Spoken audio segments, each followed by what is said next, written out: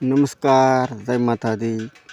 આપણે ઘણા ઓડિયો મોકલેલા, તેમાં પોપટની વાતો, મોર અને ઢેલની વાર્તાઓ અને ટીંટોળીની વાર્તાઓ, ચકલીની વાર્તાઓ, તીતરની વાતો, આમ અનેક વાતો રજૂ કરી.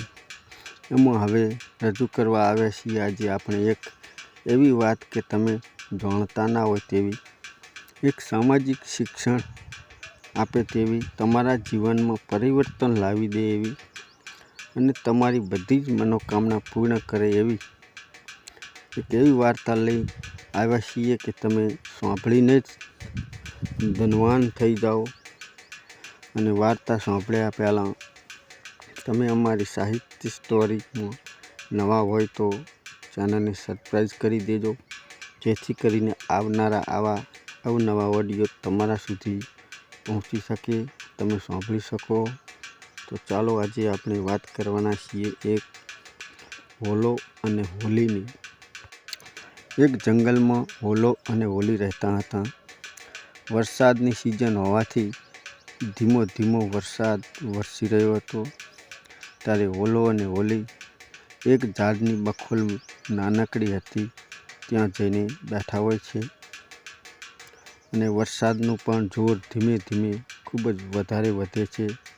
એવામાં ત્યાં અચાનક વરસાદમાં પલળેલો બીજો એક હોલો ઉડી ત્યાં આવે છે અને હોલો કહે છે, મને થોડી જગ્યા કરી આપો તો તમારું સારું થશે.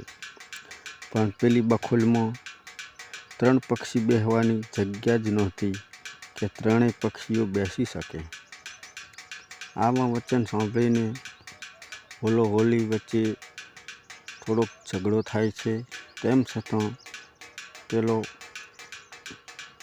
પલળેલો હોલો જબરાઈથી પેલા હોલી ઉપર બેસી જાય છે.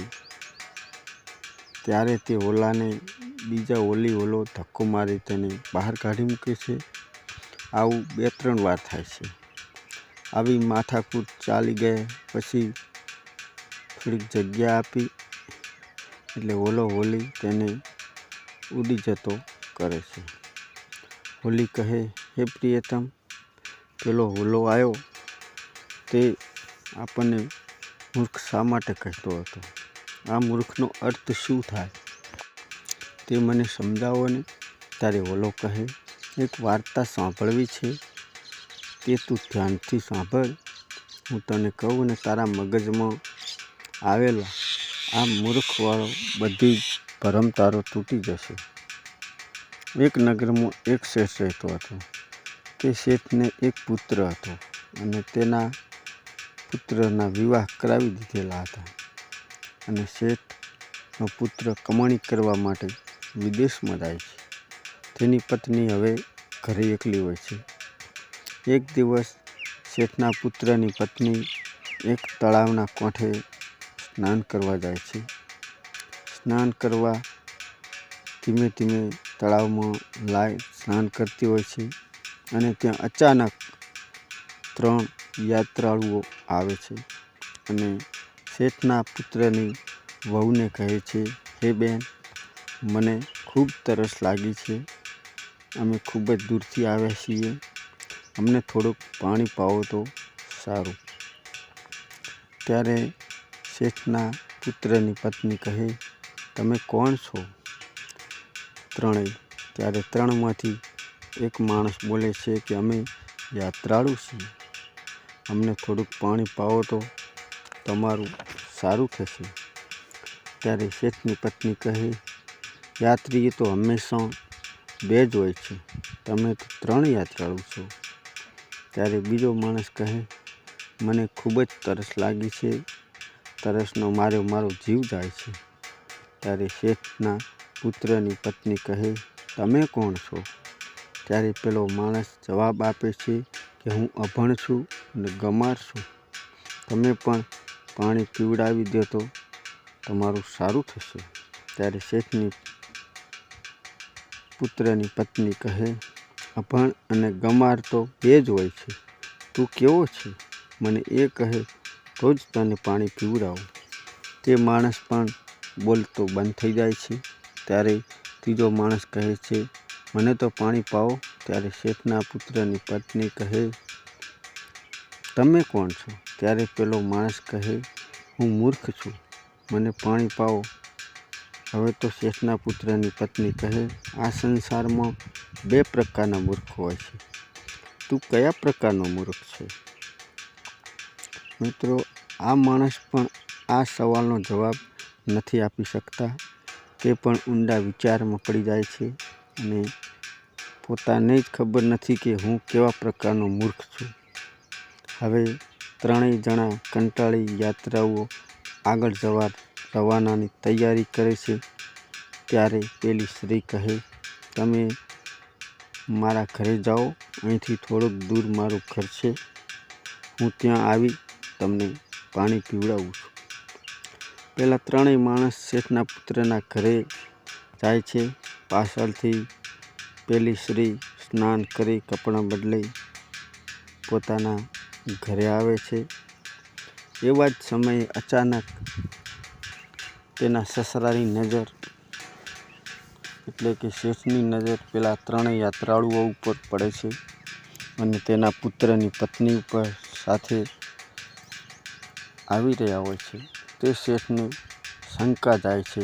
બીજી બાજુ આ ત્રણેય યાત્રાળુઓએ પોતાના ઘરે લઈ જઈ પાણી પીવડાવે છે અને ત્રણેયને એક વાત કરે છે કે ભાઈ, તમને તળાવ ઉપર એટલા માટે પાણી ના પાયું કે હું સ્નાન કરી રહ્યા છું, એટલા માટે તમને આવા અઘરા સવાલો પૂછ્યા. મારે કોઈ ઈરાદો તમને હેરાન કરવાનો નહોતો. હવે તમે પાણી પીઓ અને તમારે પાણી પી તમે તમારા રસ્તે જઈ શકો છો. બીજી બાજુ શેઠ વિચારવા લાગે છે કે મારા છોકરાની બહુ ચરિત્રહીન છે અને તે મારો છોકરો પરદેશ ગયો છે અને અહીં આ સ્ત્રી પરપુરુષ સાથે ફરી રહી છે. આવું મગજમાં વિચારતો હોય છે. પણ કોઈ વ્યક્તિમાં ખામી આવી જાય તેનો ઉપચાર કરવો જોઈએ અને જો બીમારીની દવા ના હોય તો ખૂબ જ તે બીમારી આગળ વધી જાય. હવે પેલો શેઠ વિચાર કરતો હતો કે આ સ્ત્રીને મારે કયો ઈલાજ કરવો જોઈએ. આ સ્ત્રી તો હવે ચરિત્રહીન બની ગઈ છે અને તે બીજા પુરુષ સાથે ફર્યા જ કરે છે. તેનો પતિ બહાર કમાવા ગયો. હવે મારે આનો ઈલાજ શું કરવો? શેઠના મગજમાં એક વિચાર આવતો હતો કે ચાલો રાજા પાસે જઈ આવો. આ વાતનો ખુલાસો કરવા માટે શેઠ તો તેના રાજ્યના દરબારમાં પોતાના રાજા પાસે પહોંચી જાય છે અને રાજાને બધી જ વાત સંભળાવી દે છે.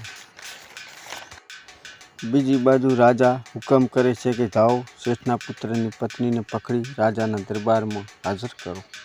હવે સૈનિકો જાય છે પેલી સ્ત્રીને પકડવા.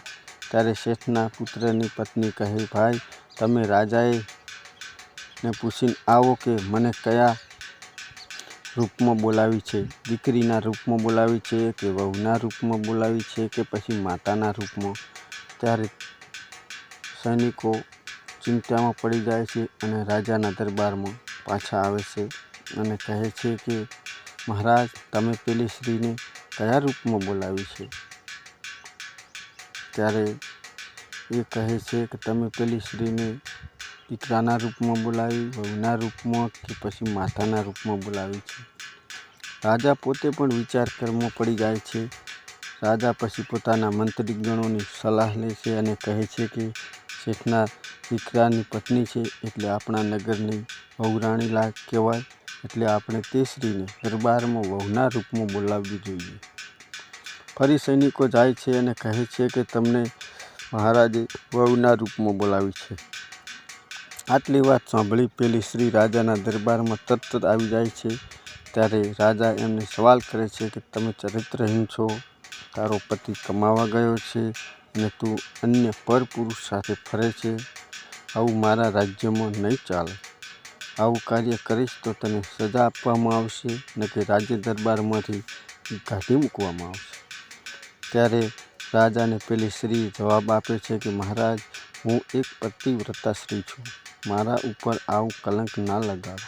શું કોઈ તરસ્યાને પાણી પાવું, ભૂખ્યાને ભોજન કરવું એ મારો અપરાધ છે. જો તમારા રાજ્યમાં આનો અપરાધ ગણાતો હોય તો હું આવા અપરાધ રોજ કરવાની છું.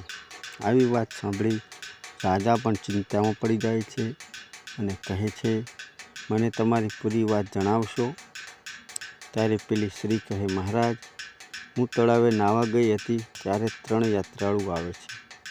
તેમને પાણી પીવું હતું ત્યારે હું પાણીમાં પાઈ શકી નહીં, એટલે 3ને ઘરે લાવી તેમને 3ને પાણી પાયું અને એ 3 યાત્રાળુઓએ પાણી પી લીધા પછી તેમના માર્ગે રવાના કર્યા.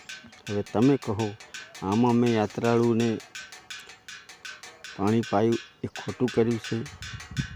રાજા કહે, તમે કયા પ્રશ્નો પૂછ્યા કે તેમને આવડ્યા નહીં? ત્યારે પેલી સ્ત્રી કહે, તમે પ્રશ્ન રાજાને પણ સંભળાવો. અને રાજા અને મંત્રીગણોને પણ ચિંતામાં મૂકી દે તેવા એમના પ્રશ્નો હતા. અને પ્રશ્નો પણ એમને 3 રાજાને સંભળાવ્યા. તેના મંત્રીગણો અને રાજાઓને પણ તેના જવાબ આવડ્યા નહીં. અંતે રાજા પણ આ સવાલનો જવાબ સાંભળવા ઉત્સુક બની જાય છે. અમારા વિદ્વાનો પાસે પણ આનો જવાબ નથી. હવે તમે જ આ 3 પ્રશ્નનો જવાબ જણાવો. ત્યારે શેઠના પુત્રની પત્ની કહે, હાથ જોડીને કહે, મહારાજ, આ 3 પ્રશ્નોનો ખૂબ જ અનમોલ જવાબ છે અને આનો જવાબ પણ ખૂબ કિંમતી જ છે. મહારાજ, આ 3 પ્રશ્નોના જવાબ હું તમને કહીશ, પણ એના બદલામાં મને શું મળશે? કહેવાય છે કે રાજા મૂર્ખ હોય તો ગમે તે રીતે તેને લૂંટી શકાય છે. ત્યારે રાજા કહે, તને અડધું રાજ્ય આપીશ અને અડધું શાસન તારું, અડધું શાસન મારું. આવો સોદો રાજા અને પેલી સ્ત્રીના વચ્ચે થાય છે. અને 3 પ્રશ્નોના જવાબ જાણવા શેઠની પત્ની હવે તાંબાના પત્ર ઉપર લખાણ લખાવી લે છે કે અડધું રાજ્ય તમારું અને અડધું રાજ્ય મારું, અડધી સેના તમારી અને અડધી સેના મારી.